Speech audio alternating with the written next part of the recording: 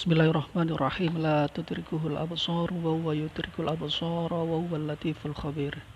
Assalamualaikum warahmatullahi wabarakatuh. Teman-teman, saya ingin melanjutkan yang kemarin tentang masalah hari kiamat, tentang masalah ruh yang dibungkus dan ruh yang tidak dibungkus.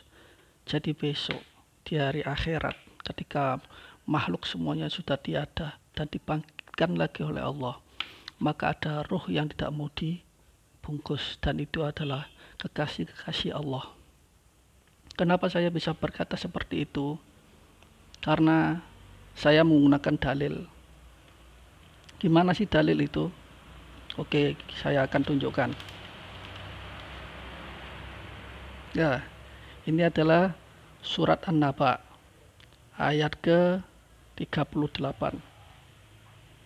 Bunyinya, yauma yakumur ruh wal malaikatu shaffa la yatakallamuna illa man adina lahu rahmanu wa qala shawaba.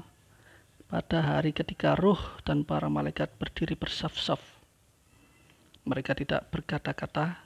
Nah, di sini ketika ruh dan para malaikat berdiri bersaf-saf.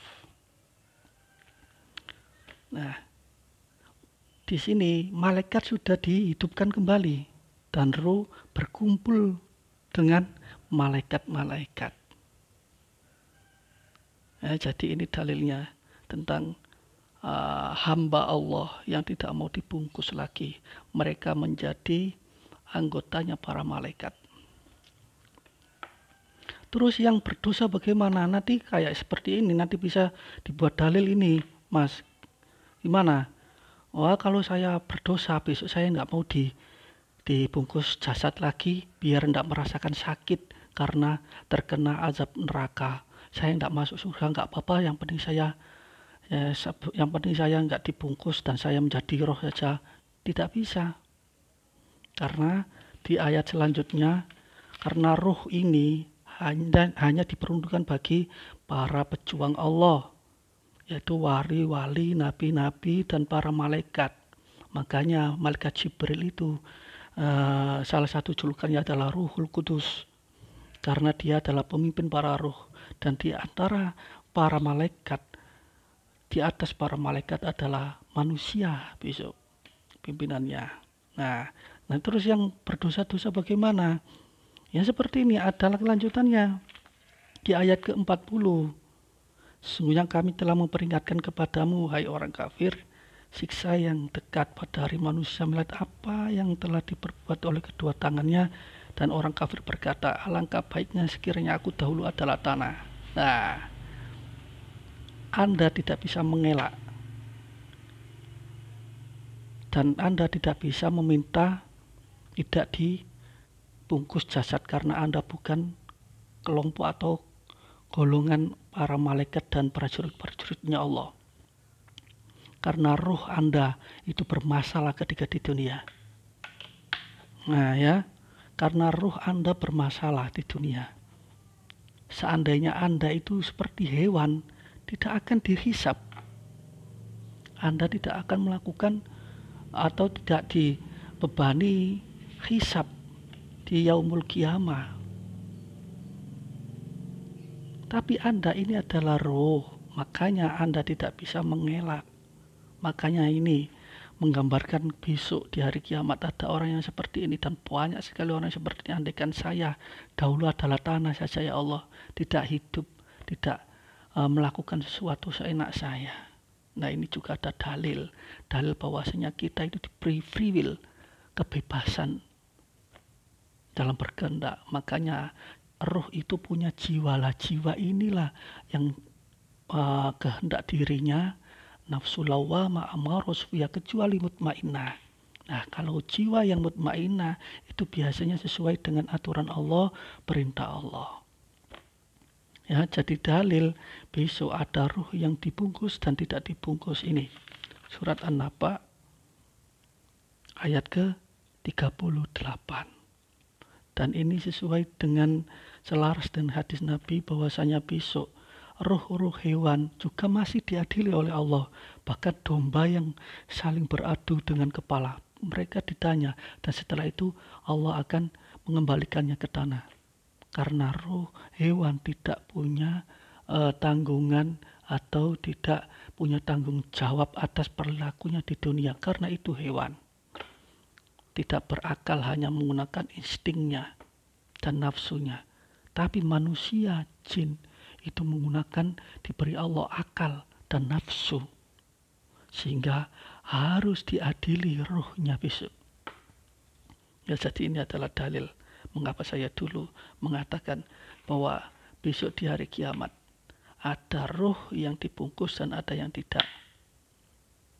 Dan roh yang dibungkus ini adalah orang-orang yang awam, ya kan, orang-orang syariat. Bisa saja ulama atau wali itu ada yang ingin dibungkus, ingin merasakan surga, tidak apa-apa. Itu pilihannya.